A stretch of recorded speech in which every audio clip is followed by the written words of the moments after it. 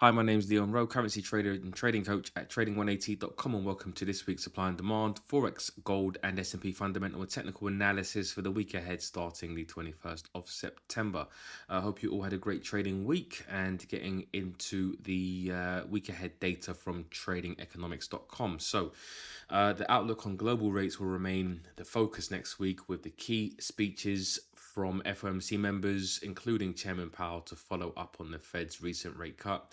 Markets and policymakers will assess updates on PCE inflation, personal consumption and spending, and an updated Q2 GDP estimate for important insights on the economy. Other important US releases include durable goods orders, PMI readings, and the current account. And new home sales PMIs will also be the focus for in Australia, Japan, and the United Kingdom, Germany, France, and the aggregate for the Eurozone. In the meantime, monetary policy decisions are awaited in China and Switzerland. On the geopolitical front, world leaders are convening in New York for the United Nations General Assembly at a turbulent moment for global economics. So, a few market moving events this week taking place. So, looking at risk sentiment, overall market risk sentiment, and it's important to understand where the investors are really kind of putting their money in and taking their money out of.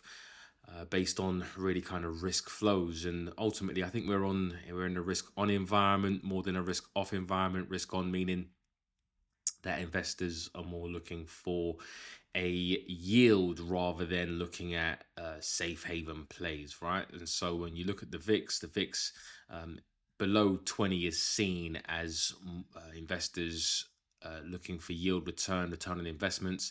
Above 20, and we are at the moment about 15.5, and above 20 would be considered a lot of volatility and probably a bit more risk off sentiment. So at the moment, lower volatility but more yield.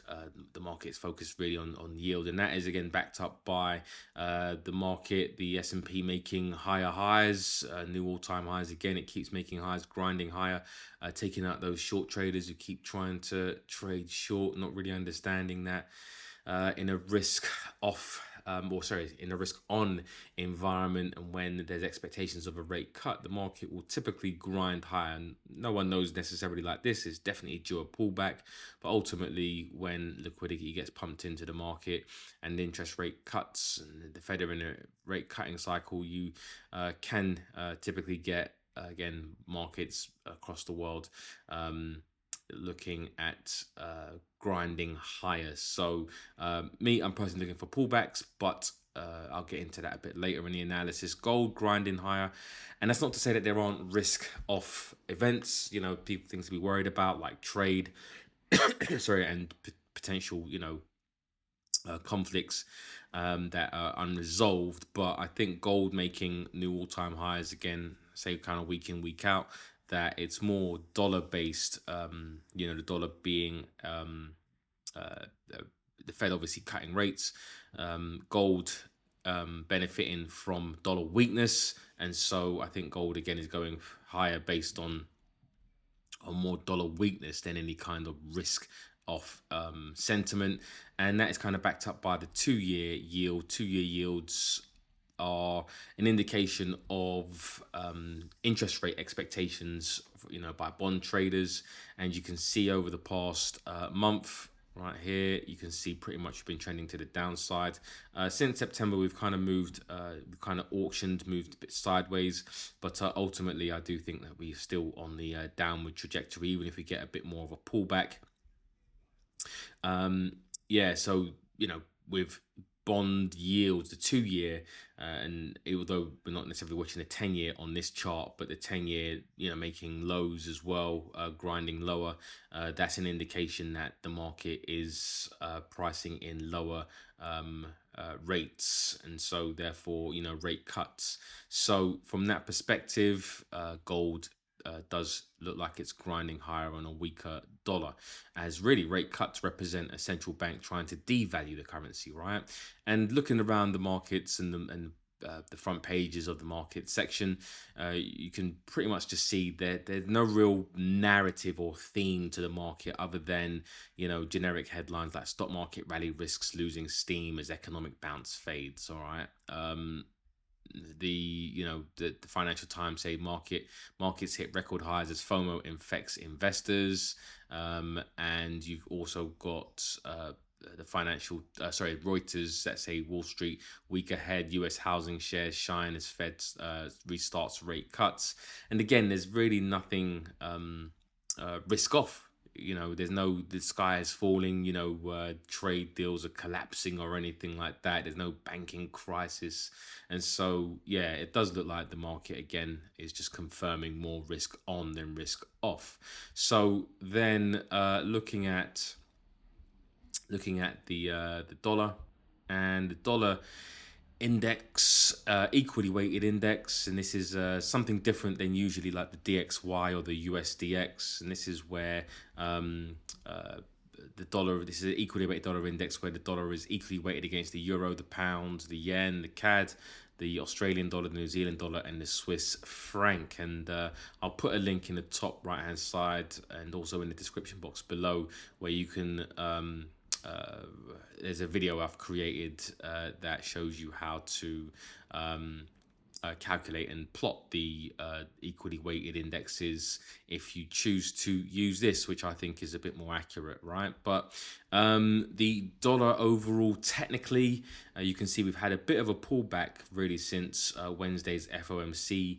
I think the Jerome Powell was probably a little bit more, what seemed a little bit more hawkish, but it was just really because the market, he didn't really price in, or he didn't speak really about or confirm a 50 basis point cut. So the market was like, well, if he's not going to talk about a 50 basis point cut, or indicate that that could be on the table, then that was seen as a little bit more hawkish. But I don't think there's reasons to kind of buy the dollar at the moment. Here we have the market is pricing in 44 basis points for the rest of the year. So roughly around about two more cuts being priced in, and that's just dependent upon, of course, what is known about the data today, right? If the data improves, so for example, if GDP comes in stronger, inflation, maybe comes in a bit stickier, employment goes higher, unemployment goes lower, then there's less reason for the Fed to want to cut rates, and then that, the rate cuts would have to be priced out of the market, which would support the US dollar. But for now, with all the data that the market knows and what it's forecasting, it does look like there's around two more rate cuts and a 92% probability of a rate cut at the moment at the next meeting. But the summary really analysis was that last week, was that the Fed delivered a 25 basis point cut, resumed easing. Updated dot plot showed a median projection of two more 25 basis point cuts in 2025, but the committee was deeply divided. Policy statement: the Fed acknowledged slowing job gains and rising unemployment, saying downside risks to employment have risen. Powell's press conference, and he emphasized policy is not on a preset course, calling the move a risk management cut. Stressed decisions will be meeting by meeting, said tariff inflation pass-through has been slower and smaller than expected, confirmed that there was no widespread support for a 50 basis point cut, and that was really kind of the reason for a bit more of a pullback for the dollar. The US dollar impact, short term, neutral to slightly stronger after Powell's cautious tone and dismissal of a 50 basis point cut. But the medium term is definitely bearish, and I agree, since markets expect more cuts than the Fed's dots, and risks of labor market weakness and political interference remain. So the central bank outlook, the Fed is data dependent but bias towards easing. Powell's risk management framing suggests willingness to cut more if labor data deteriorates.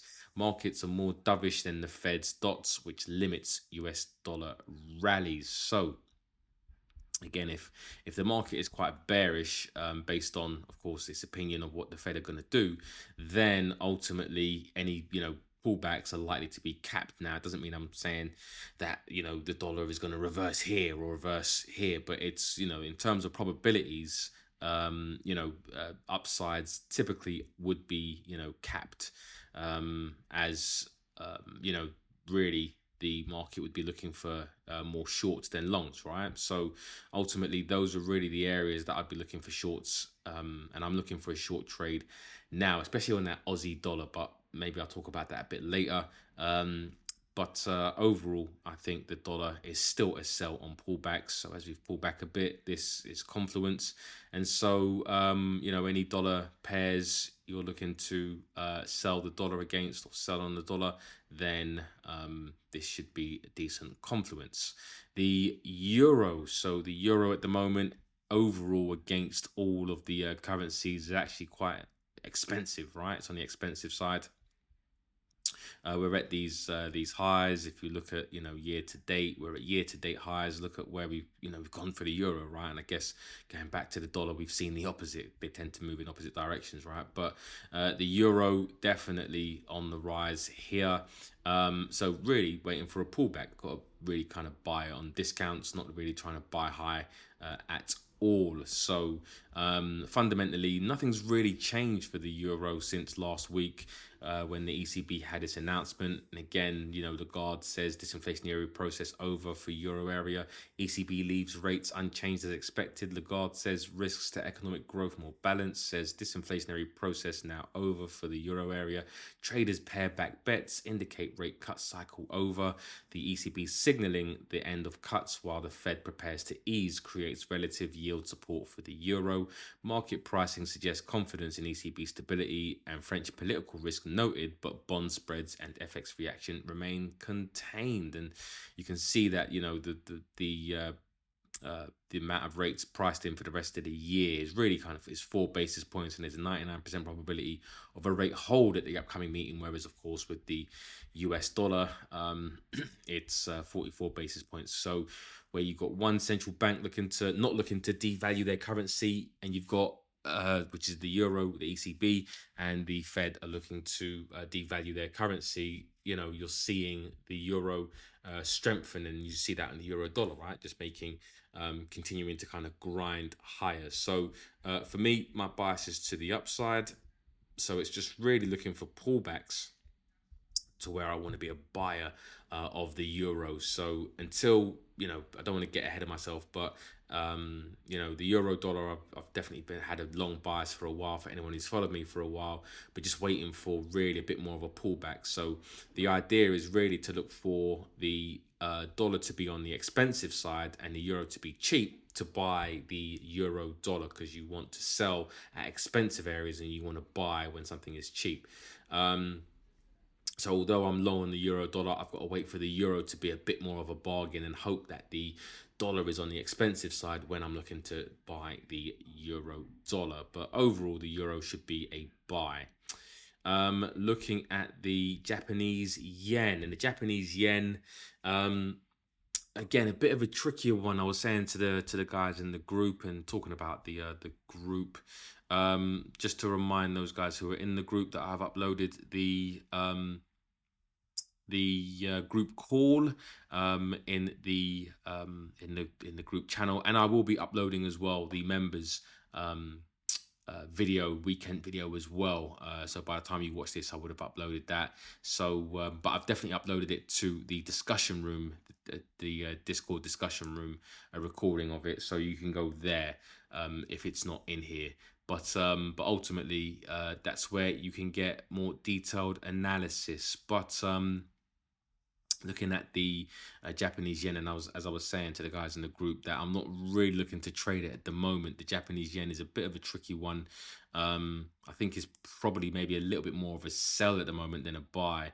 And it's really because on one hand, you've got the Bank of Japan, who are potentially looking to hike rates, but they've got a lot of political uncertainty. So similar to the British pound, which we'll get into next, the Japanese yen is a very tricky one. I do want to be a buyer of it, but I just think that in terms of timing, it's not right just yet. But the summary is that the Bank of Japan kept the policy rate unchanged, and this was on Friday at 0.5%. But two hawkish members voted for a hike. to 0.75%, signaling rising support for tightening. Bank of Japan announced it will begin reducing ETF and J-REIT holdings, another step towards policy normalization. The yen strengthened modestly on dissent votes, while the topics fell over 1% intraday before partial recovery. Market pricing shifted. The OIS now implies 13 basis points of hikes in October, up from 8.5 basis points yesterday.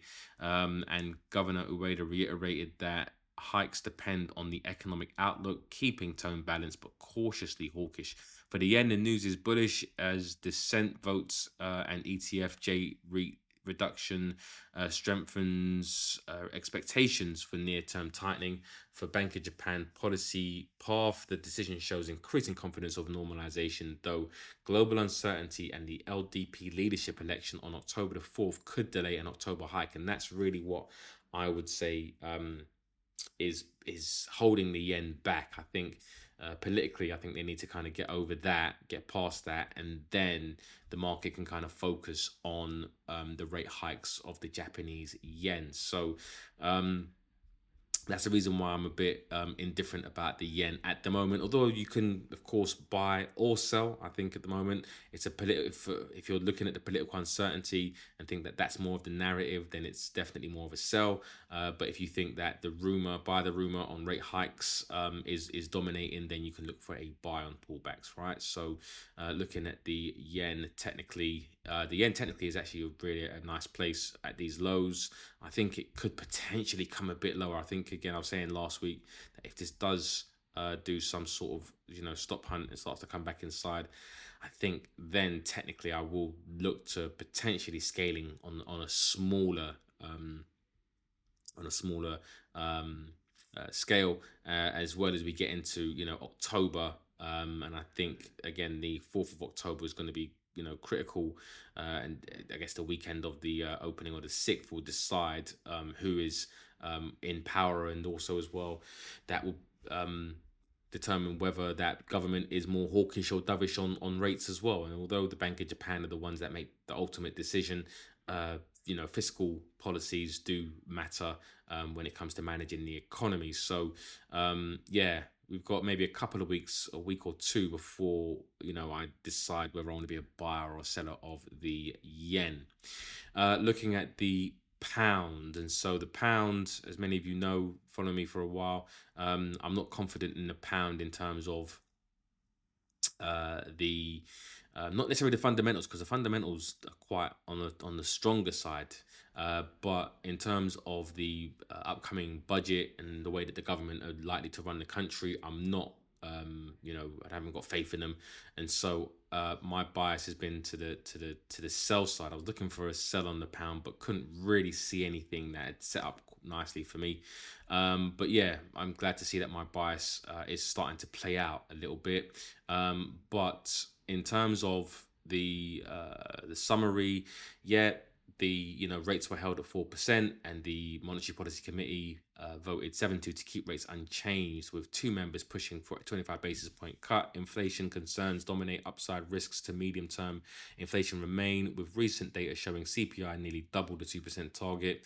Bank of England expects inflation to hit 4% in September. Forward guidance: future cuts will be gradual and careful, contingent on sustained disinflation. Traders have scaled back bets on rate cuts, with only one fully priced in by the end of 2026. So, there's a massive difference between, for example, the pound, the Bank of England, and a bank like the Fed. Economic backdrop: so the UK growth has been stronger than expected. The Q3 GDP growth upgraded to 0.4%. Labour market stabilising despite tax and wage hikes. Household inflation expectations are rising, raising risks of wage price feedback loop. The decision is mildly bullish for the pound in the near term, and the Bank of England signalling slower and fewer cuts than the Fed, making UK rates relatively more attractive. The cautious tone and focus on inflation risk suggests cuts are on hold until inflation clearly trends lower. November CPI release expected at 4% will be pivotal for policy direction.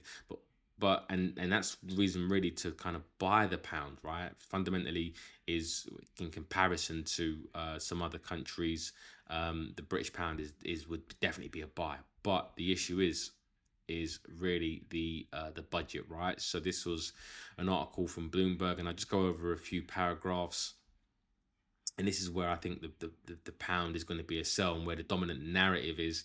And it's the UK government borrowing, right, on Friday came in significantly higher than forecast in August, delivering a blow to Chancellor of the Exchequer Rachel Reeves ahead of a challenging budget in the autumn, and sending gilts and the pound lower. And that's really important, sending government bonds, gilts. Reeves had looked on track this year with stronger tax receipts offsetting higher spending, but the latest figures are a significant setback, underscoring the perilous state of the public finances and potentially further eroding the slim £9.9 billion headroom set aside against her main fiscal rule. And it says here that what Bloomberg strategists say, it says options before Reeves are none too easy.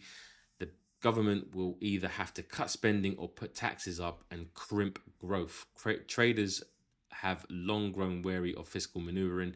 The yield on the 30-year gilts has surged about 100 basis points in the past year alone, at around 5.55%, and is getting closer to the 5.69%, which marked the highest set level in this century. It's a threshold that may be tested in the coming weeks as traders demand a bigger risk premium in the run up to the budget. And so we saw that a few weeks ago, where the pound sold off. It was like Tuesday the 2nd. The pound sold off, and and it was really because the 30-year was rising, to quite high levels. And so that could potentially happen again if the bond market isn't confident that the government can basically pay back their debt, right? Because they have to.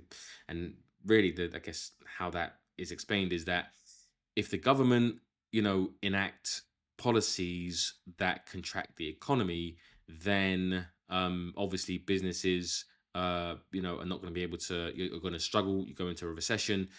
Taxes are going to be hard to come by, and then in terms of paying off, bond, people who buy gilts, government bonds, it's going to be harder for them, which basically means that bond prices will end up, or bond yields anyway, will end up 30-year will end up going higher, right? Because of lack of confidence. And so from that perspective, I don't think the pound over the next month or two should really be a buy. I think it'd probably be a sell on pullback. So I think the path of these resistance is going to continue to be the downside. If you do get any kind of pullbacks, I think it should be a sell. So just to kind of recap, for me, the dollar is a sell, and it's at nice levels, so could start selling now. Or I can't tell you what to do. This isn't financial advice. The euro should be a buy, but waiting for pullbacks on that euro. The yen, I'm indifferent to the yen, although technically it is at lows, and I do like it for a buy technically, but I'm going to wait it out, and I think the pound is a sell. So when looking at the pairs, it's just really waiting for things to kind of set up. We're getting a bit of a pullback on the euro dollar, which is really nice. But in order for that to be a buy, I definitely want to see the euro pull back even more, and the dollar remain actually on the expensive side. So yeah, euro dollar pulling back quite nicely into a nice area of demand, fresh area of demand. And I think there's probably some level, I guess, of support and resistance within here as well. If you look at maybe the intraday, looking at the monthly, this is the monthly lows, monthly highs. I guess I'll just switch it over.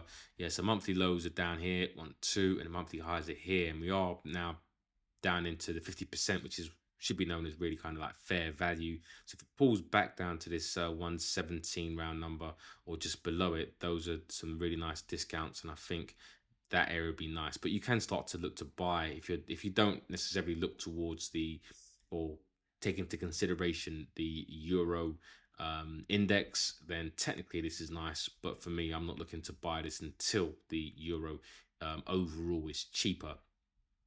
So that could mean that the euro could fall to around the 117, even the 116.50 area before looking at going, before I look to go long.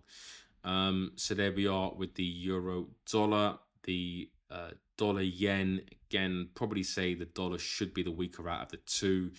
So actually this pullback is decent when you look at the dollar being, putting back to some highs, the yen being, at lows. Then the dollar yen should probably look to be more of a sell around these areas here, either there, even that you can start looking at now if you're looking to buy the yen and think the dollar is going to get weaker, or maybe a pullback up to this area, which would be nice actually technically, I think. So that's where we are with the dollar yen. Actually, let me actually have a look at this on the monthly. Yeah, so the monthly highs are around here. So if you can get probably a push up to the monthly highs, that would be quite nice for a sell. The pound dollar, again, sold off, came up into this supply zone. Not really a pair that I'm interested in, as I'm looking to sell both currencies.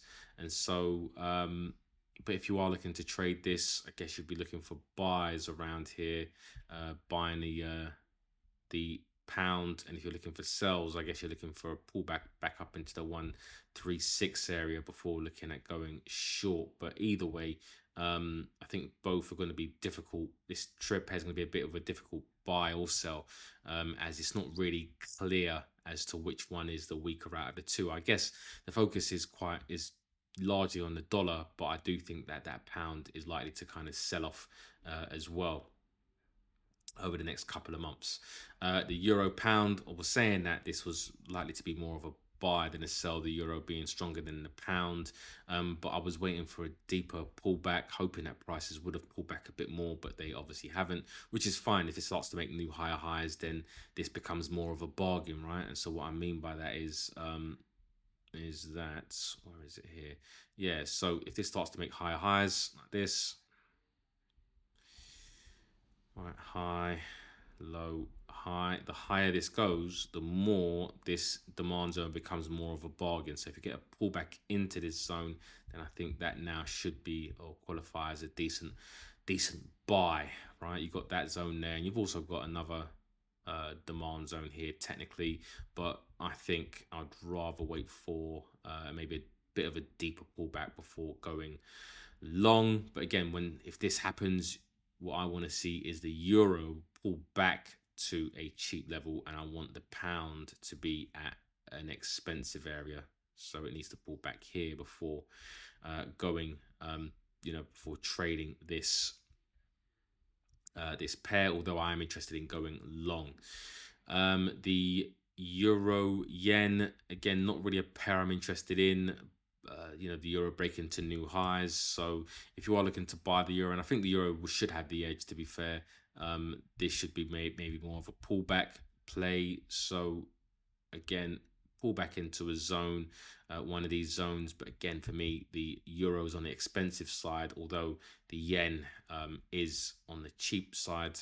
That would probably more indicate, technically, if you're looking at the yen being cheap, the euro being a bit more of a on the expensive side, you would want to be more of a seller, right? As shorter here.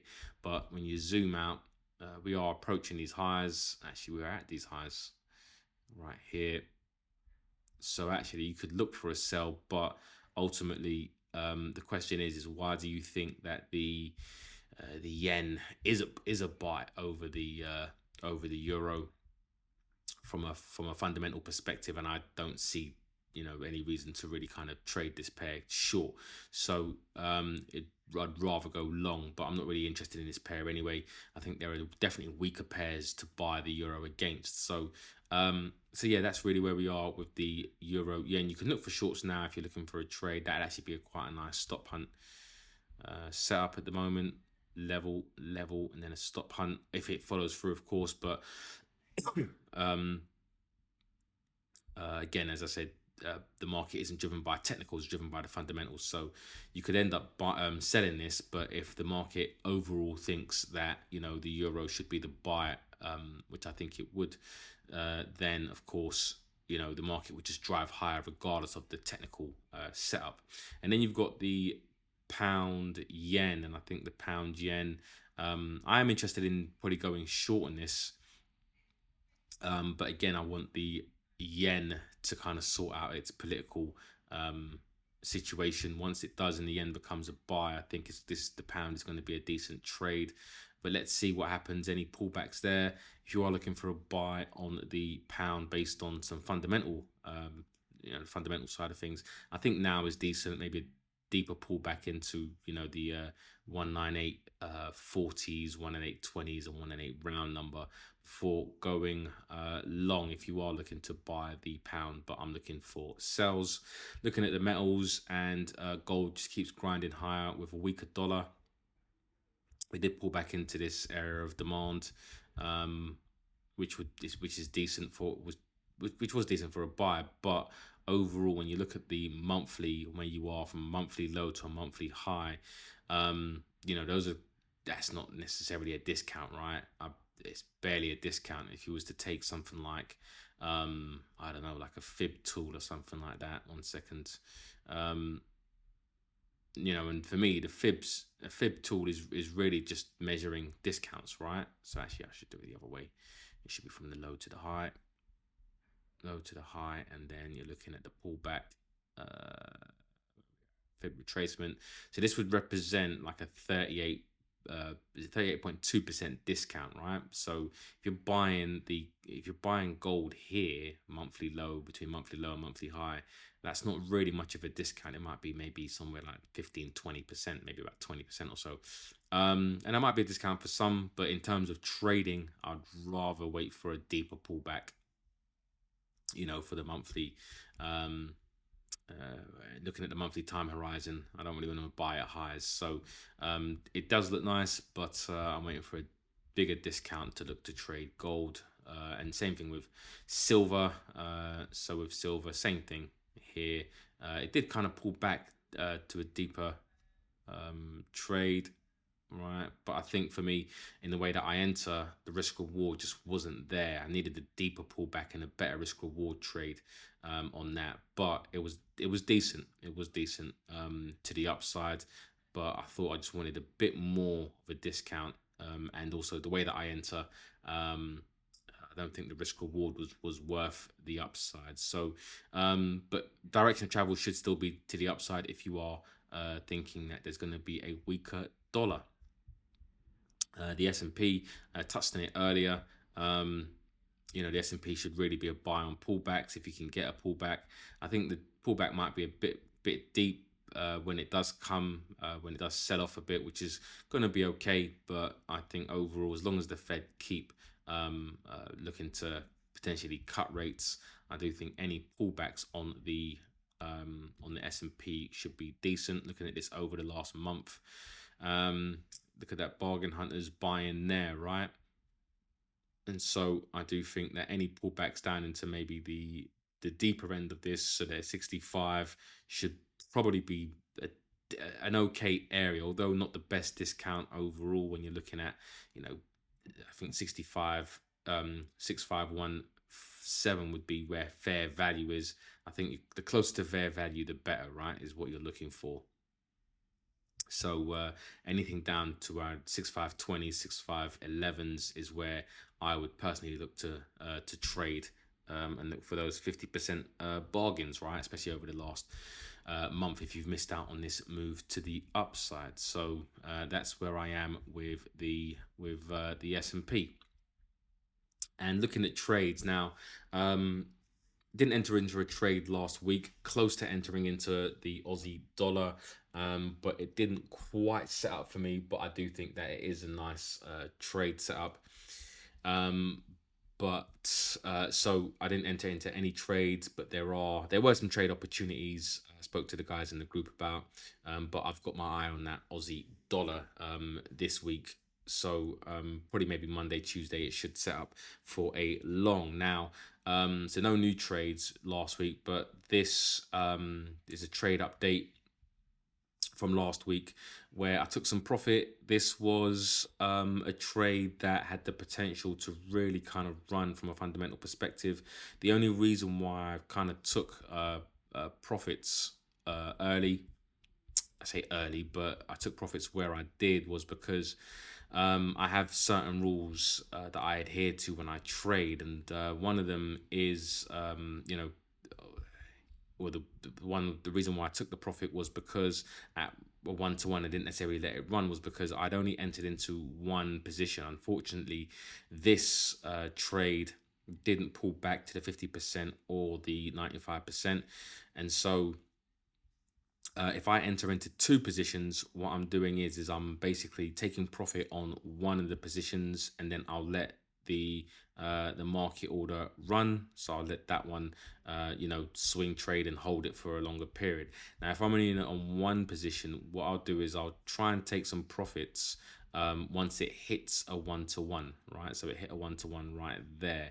But if I'm awake, then what I'll do is I'll just take maybe 75-80% off, and then I'll let, say, 20% run. And I say if I'm awake, so if it's during, like, my trading hours, right? But where it hit profit, if I'm in bed, if I'm asleep, then what I'll do is I'll just set a profit target, and if I hit it overnight, then I'll hit it overnight, right? And so that's what happened here at 3 in the morning, UK time. I'd set my profit here. If it hit the profit target, then I'll just take it and look to re-enter at some point, because it can be frustrating, maybe hitting target overnight and then price is kind of reversing, and then you're thinking, oh, maybe I should have taken profit, right? Profit is profit. Yep, prices ran, but at the end of the day, you can't go broke taking profits. And so overnight, I've just set my profit target. If it hits it, then fine. If it doesn't, and it hits my profit target while I'm while I'm at the desk, then what I'll do is I'll obviously set an alert. I'll watch it, and then I'll just take 80% off, and then I'll just leave 20% on, and then see if it ran. But this is basically what happened from a fundamental perspective. The euro was stronger than the New Zealand dollar, and ended up being a really nice trade fundamentally. So doesn't mean this I've missed this. I just wait for a pullback, right? Actually, it does miss. I've kind of missed out on it, but in terms of being upset about it, it is what it is. I follow my rules, and the rules work. So sometimes you can take profits a little bit early. Sometimes you don't take profit when you should. It's just a balancing act. But as long as I've taken profit, that's fine. And fundamentally, I still want to be a buyer of the euro versus the New Zealand dollar. So I'll wait for a pullback here. For those of you who know about unfair auctions, you've got an unfair auction that needs to be completed somewhere around here. So looking at that from a daily perspective, I don't know whether there's a demand zone there, so we might have to look for some sort of stop hunt or a CPR set up if it does pull back to this area here. But ultimately, profitable trade, right? Money in the bank. So that's the trade for that. So I'm now out of that trade, and I'll just wait for another pullback and another setup. But ultimately, it was a profitable trade. So that's where I am. I'm flat, but I am looking at several setups, one being the Aussie dollar for the week, for this upcoming week, and hopefully the data can support the trade, and that would be another decent trade. So hope you enjoyed the analysis, found it useful. Take care, and until next week, I hope you have a great week.